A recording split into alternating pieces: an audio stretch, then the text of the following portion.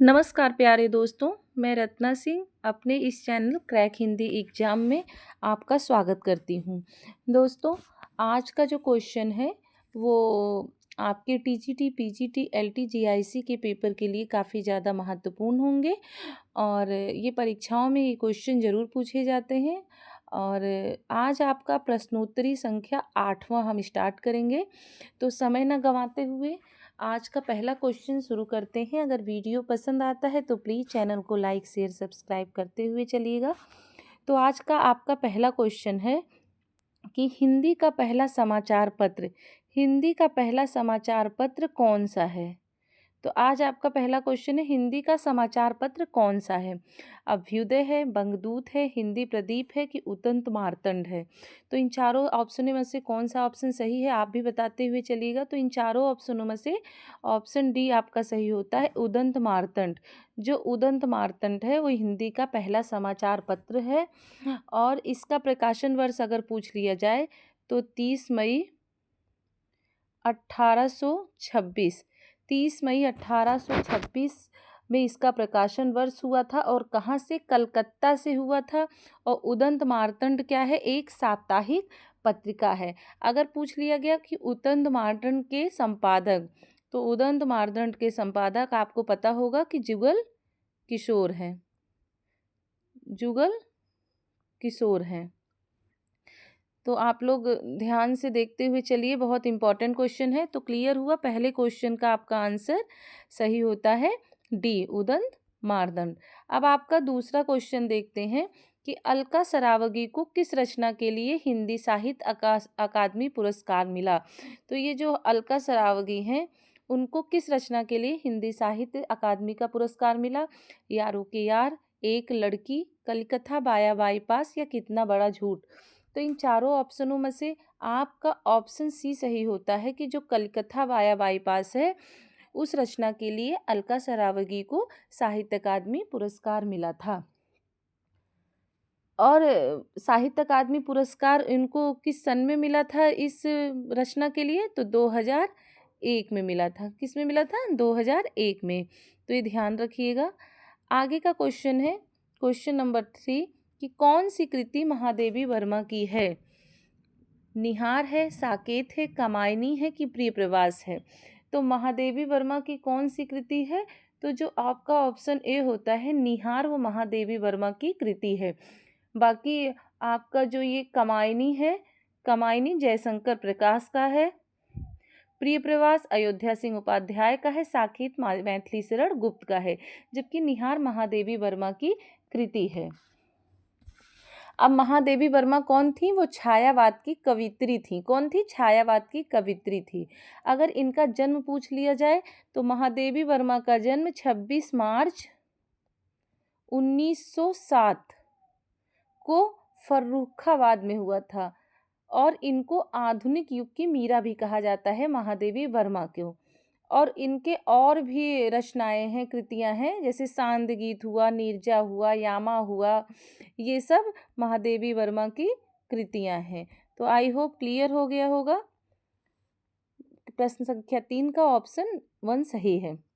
अब प्रश्न संख्या 4 है आपका कि अग्नि परीक्षा, ये जो अग्नि परीक्षा है किस रचनाकार की कृति है? तो अग्नि परीक्षा किस रचनाकार की कृति है? कौटिल्य की है, प्रेमचंद की, चतुर्सेन की कि आचार्य तुलसी की?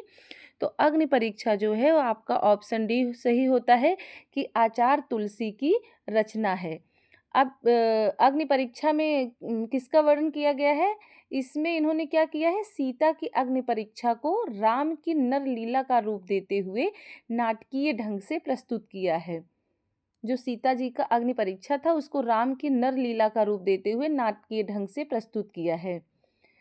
क्लियर हुआ? जबकि जो कौटिल्य हैं उनकी महत्वपूर्ण कृति क्या है? अर्थशास्त्र है। चतुर्सेन की किस क्या है? वैशाली की नगर वधु, व्यायाम, रक्षाम, सोमनाथ, गोली इत्यादि क्या है? चतुर्सेन शास्त्री जी की उपन्यास है। प्रेमचंद जी का तो आपको पता ही है कि क्या क्या है, गोदान है, गबन है, मंगलसूत्र है, ये सब प्रेमचंद जी की हैं। आगे का क्वेश्चन प्रश्न संख्या 5 है कि कृष्ण भक्ति का प्रथम और प्रधान ग्रंथ कौन सा है। तो कृष्ण भक्ति का प्रथम और प्रधान ग्रंथ पूछा गया है। तो आपका क्वेश्चन नंबर 5 का कौन सा ऑप्शन सही होता है। गीता है कि गीत गोविंद, श्रीमद् भागवत की सूरसागर। तो प्रश्न संख्या 5 का आपका ऑप्शन बी सही होता है। जो श्रीमद् भागवत है वो कृष्ण भक्ति का प्रथम और प्रधान ग्रंथ कहा जाता है। अब प्रश्न संख्या 6 है आपका कि शिवा वावनी के रचयिता कौन है। बांकीदास, भूषण, जोधराज की लाल कवि। तो शिवा बावनी के रचनाकार कौन है। तो ये भूषण द्वारा रचित ग्रंथ है। शिवा बावनी भूषण द्वारा रचित ग्रंथ है। शिवा बावनी का मतलब कि इसमें 12 छंदों का काव्य है। कितने छंदों के शिवा बावनी में कि 52 छंदों का काव्य है शिवा बावनी। क्लियर हुआ। आगे का क्वेश्चन है पुरस्कृत प्रश्न संख्या 7 पुरस्कृत पुस्तक हवा में हस्ताक्षर किस साहित्यकार की रचना है। कैलाश वाजपेयी, रघुवंश, मृदुला गर्ग की निर्मला वर्मा। तो बताइए कि पुरस्कृत पुस्तक हवा में हस्ताक्षर किस साहित्यकार की रचना है। तो प्रश्न संख्या 7 का बताइए कौन सा ऑप्शन सही होता है। तो आपका ऑप्शन ए सही होता है कि कैलाश वाजपेयी। हवा में हस्ताक्षर कैलाश वाजपेयी की रचना है। अब इनका जन्म अगर पूछ लिया जाए तो इनका जन्म कहाँ हुआ था। हमीरपुर। हमीरपुर कहाँ है। उत्तर प्रदेश में इनका जन्म हुआ था। क्लियर हुआ। अब आगे का क्वेश्चन देखते हैं। क्वेश्चन नंबर 8 मैथिली के सुप्रसिद्ध कवि हैं। तो मैथिली के कुछ सुप्रसिद्ध कवि कौन से हैं। विद्यापति, रामधारी सिंह दिनकर, नागार्जुन या भिखारी ठाकुर। तो प्रश्न संख्या 8 का आपका कौन सा ऑप्शन सही है।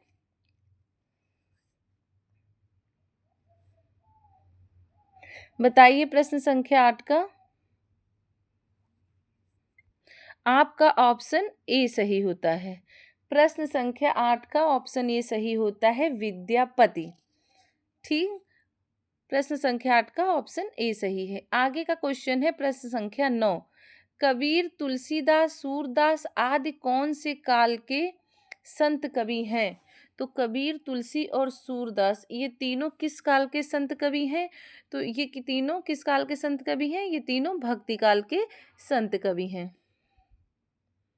आगे का क्वेश्चन प्रश्न संख्या 10 है कि आवारा मसीहा औपन्यासिक जीवनी किसके जीवन पर आधारित है। तो बताइए आवारा मसीहा औपन्यासिक जीवनी किसके जीवन पर आधारित है। शरत चंद्र, बंकिम चंद्र, महात्मा गांधी की विवेकानंद। तो इसमें आपका कौन सा ऑप्शन सही होता है। ऑप्शन ये सही होता है कि शरत चंद्र की जीवनी पर आधारित है ये। अब प्रश्न संख्या 11 है अभिज्ञान शाकुंतलम के रचयिता कौन है। अभिज्ञान शाकुंतलम के रचयिता कौन है।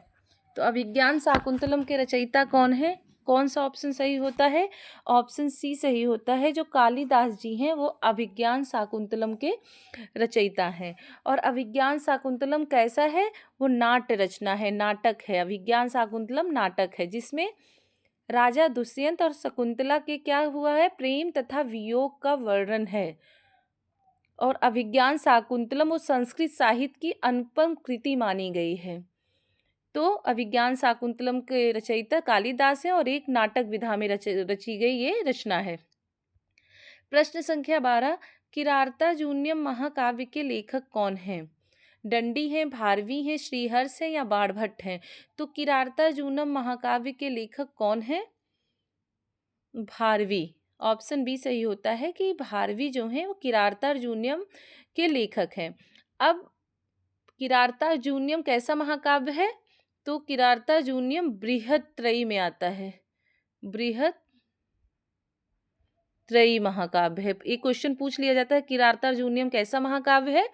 तो ये बृहत्त्रयी में आता है।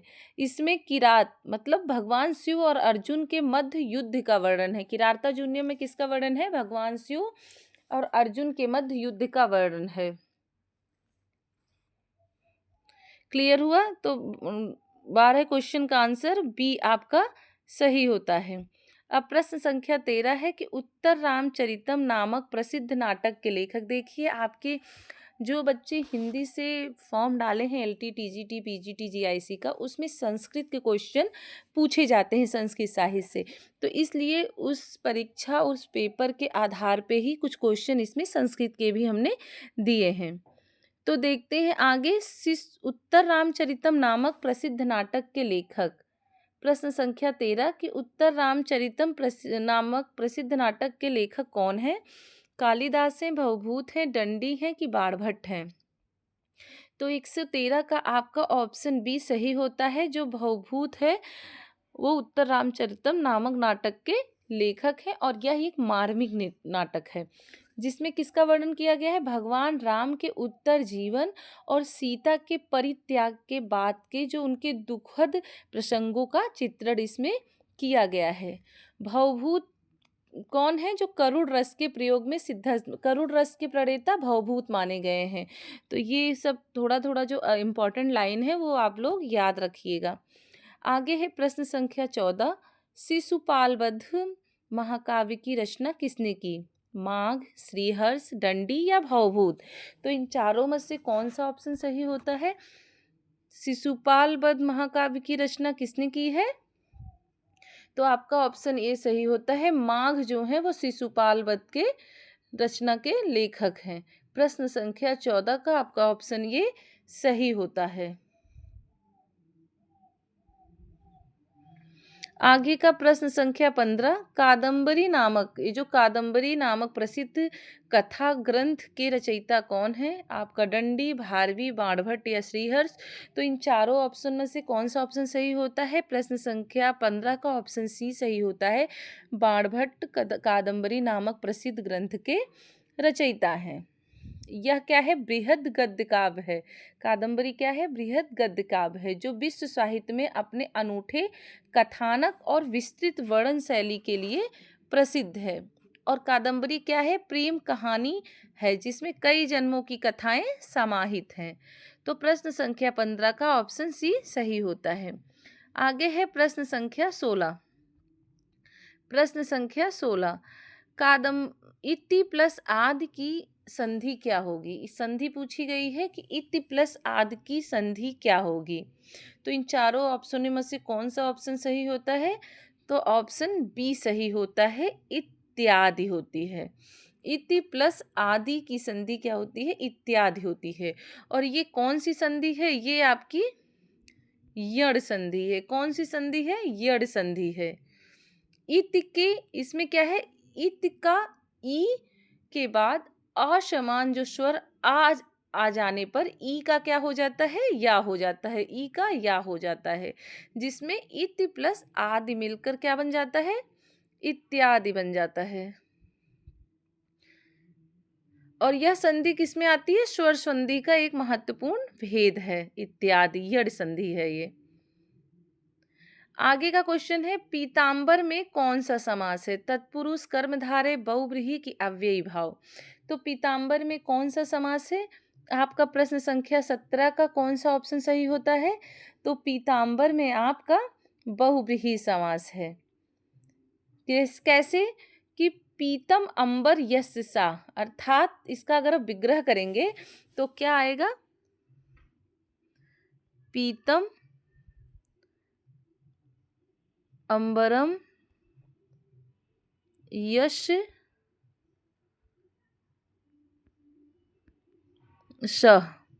तो पीतम अंबरम यश सा अर्थात जिसके पीले वस्त्र हैं। तो पीले वस्त्र किसके होते हैं? श्री कृष्ण के। पीले वस्त्र किसके होते हैं? श्री कृष्ण के। यहाँ ना तो बहुव्रीहि समास कैसे हुआ? ये बहुव्रीहि समास कैसे हुआ? बहुव्रीहि समास की परिभाषा क्या होती है? मैंने अपने अभी वीडियो में समास की परिभाषा आपको बताई है, तो आप वहाँ पे जाके देख सकते हैं। जिसमें पहला और दूसरा पद प्रधान ना होकर किसी तीसरे पद के बारे में बात की जाए तो वहाँ क्या होता है? बहुव्रीहि समास। अब यहाँ ना तो पीले पद प्रधान है और ना तो वस्त्र प्रधान है, यहाँ कोई अन्य अर्थ प्रधान है। जैसे पीतांबर, तो पीतांबर में क्या होता है? श्री कृष्ण प्रधान है, इसलिए यहाँ क्या हुआ?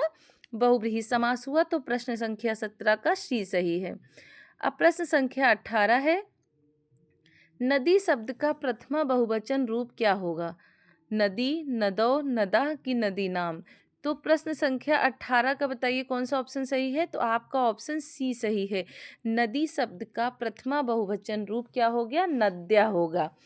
नदी क्या है आपका? इकारांत स्त्रीलिंग है, और प्रथमा विभक्ति बहुवचन में इसका क्या रूप हो जाएगा? नद्या हो जाता है। जैसे नदी, नदौ, नदा, यह शब्द रूप की शुद्धता और विभक्ति ज्ञान पर आधारित है। जैसे तो नदी शब्द का प्रथमा बहुवचन नद्या होगा। अब प्रश्न संख्या 19 है, अस्माकम किस सर्वनाम का और कौन सी विभक्ति का रूप है?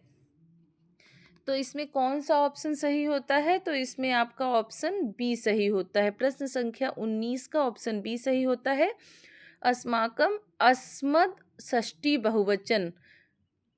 अस्माकम किस सर्वनाम का और कौन सी विभक्ति का रूप है? तो अस्मद षष्ठी बहुवचन का रूप है। अस्मद मीन्स मैं, सर्वनाम का षष्ठी विभक्ति बहुवचन रूप अस्माकम होता है, जिसका अर्थ है हमारा, या हम कह सकते हैं हम सबका।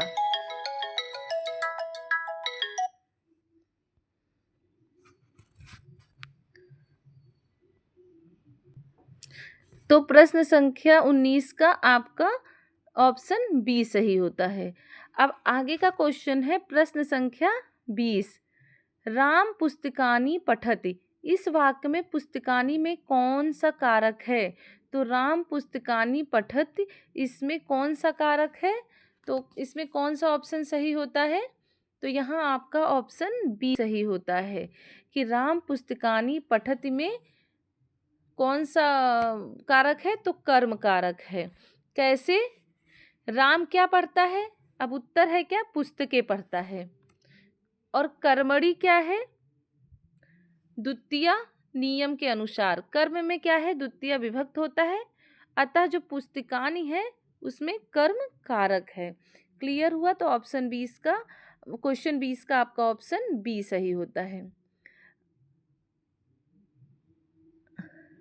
अब आगे है, मो मन गिरधर कवि का अहक्यो। यह पंक्ति किस कवि की है? तो मो मन गिरधर कवि का अहक्यो, यह पंक्ति किसकी है? तो यह पंक्ति आपकी ऑप्शन बी सही होता है, कृष्णदास की पंक्ति है। आगे का क्वेश्चन है प्रश्न संख्या 21, वस्तुतः वे पहले व्यक्ति हैं जिन्होंने आचार्य शुक्ल की अनेक धारणाओं और स्थापनाओं को चुनौती देते हुए उन्हें सबल प्रमाणों के आधार पर खंडित किया। क्या किया? खंडित किया। जहां तक ऐतिहासिक चेतना व पूर्व परंपरा के बोध की बात है, निश्चय ही आचार्य द्विवेदी, किसके बारे में? आचार्य द्विवेदी हिंदी के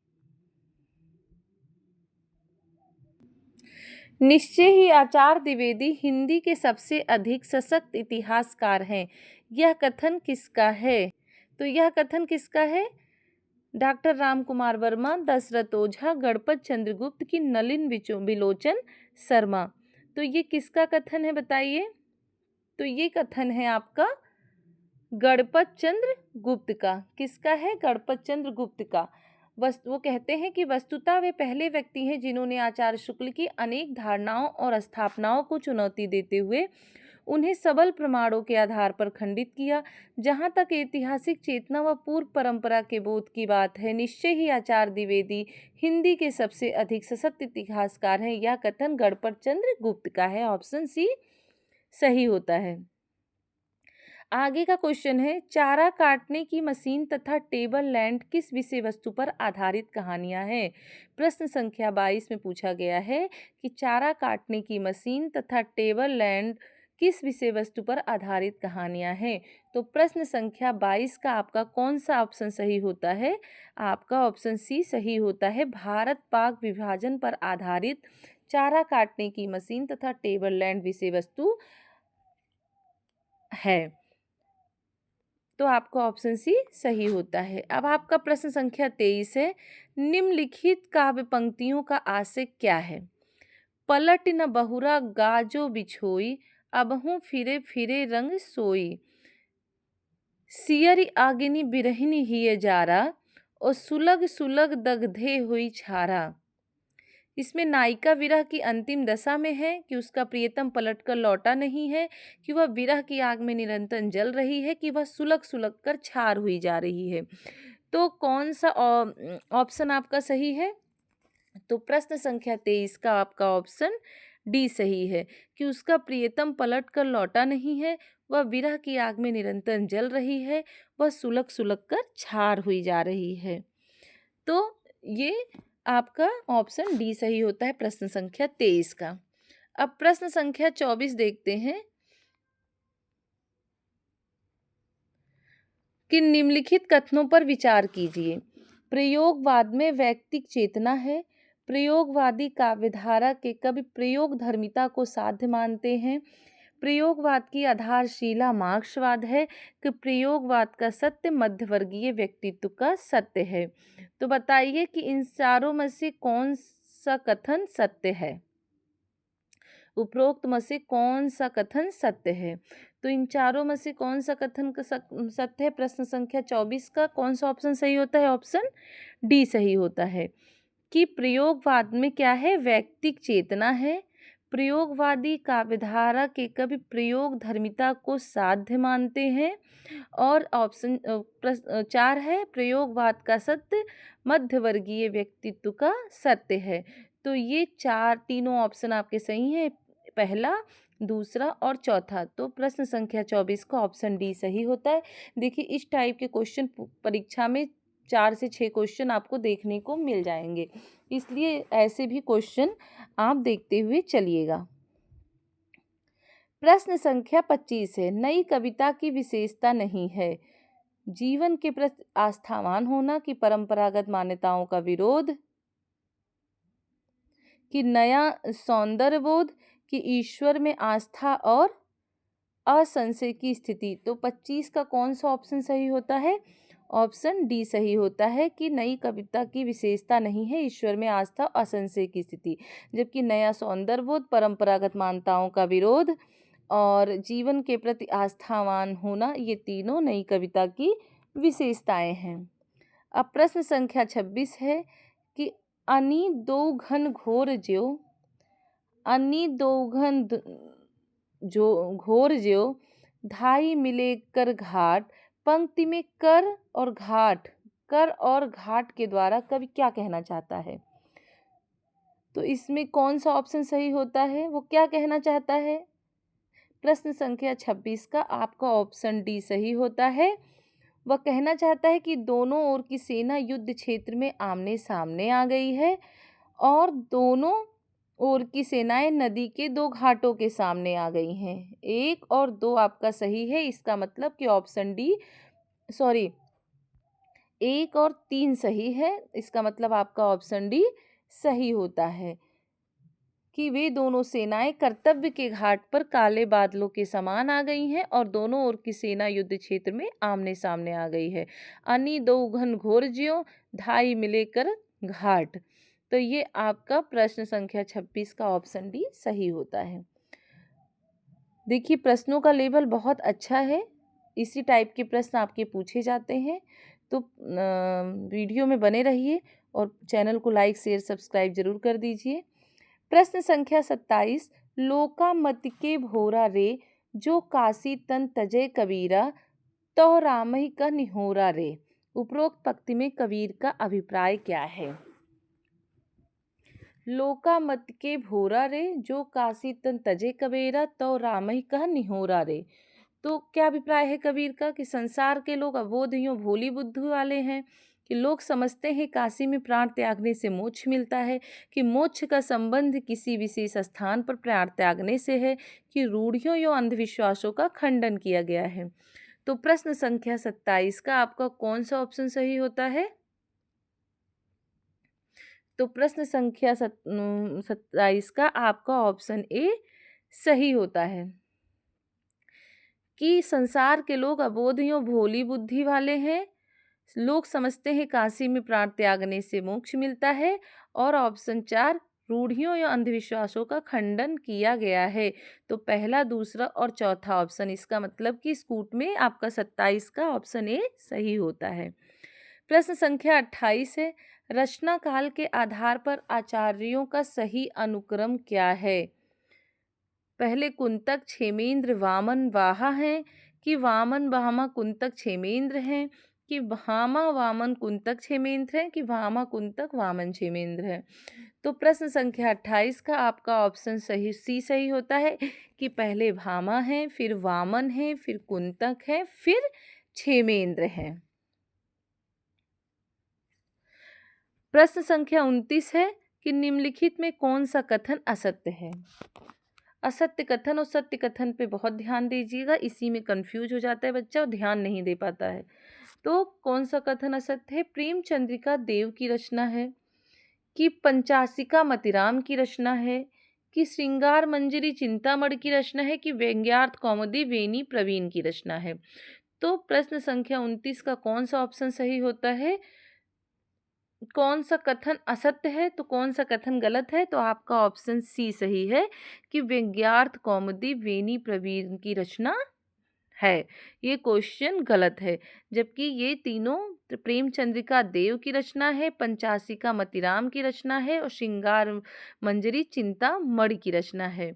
और ये आपका ऑप्शन सी, चार व्यंग्यार्थ कौमुदी वेनी प्रवीण की रचना नहीं है, तो आपका ऑप्शन सी सही होता है। अब आज का आपका लास्ट क्वेश्चन है कि नई कहानी का लक्ष्य नए भावबोध पर आधारित जीवन के यथार्थ अनुभव का चित्रण करना है। स्थापना पहले दिया गया है, फिर तर्क क्या बोला गया है कि नया कहानीकार न अतीत से जुड़ा है ना ही भविष्य के सपनों से, वह वर्तमान में और वर्तमान में भी केवल अपने भोगे हुए यथार्थ को अपनी दृष्टि का केंद्र बनाता है। अब ये स्थापना और तर्क है। अब कूट में क्या है कि ए और आर दोनों सही हैं, बी में है ए सही आर गलत है, कि सी में ए गलत आर सही है, या डी में ए और आर दोनों गलत हैं। तो चारों ऑप्शनों में से कौन सा ऑप्शन सही होता है? तो आपका ऑप्शन सी सही होता है कि ए गलत है पर आर सही है। नई कहानी का लक्ष्य नए भावबोध पर आधारित जीवन के यथार्थ अनुभव का चित्रण करना नहीं है, ए गलत है जबकि आर सही है। तो प्रश्न संख्या 30 का आपका ऑप्शन सी सही होता है। तो ये रहे आपके आज के 20 क्वेश्चन जो परीक्षाओं की दृष्टि से काफ़ी ज़्यादा महत्वपूर्ण है।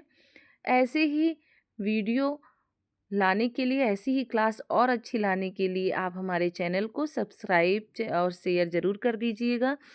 तब तक के लिए नमस्कार, धन्यवाद। हम फिर अपने अगली क्लास में ऐसे ही प्रश्नों को लेकर फिर उपस्थित होंगे। नमस्कार।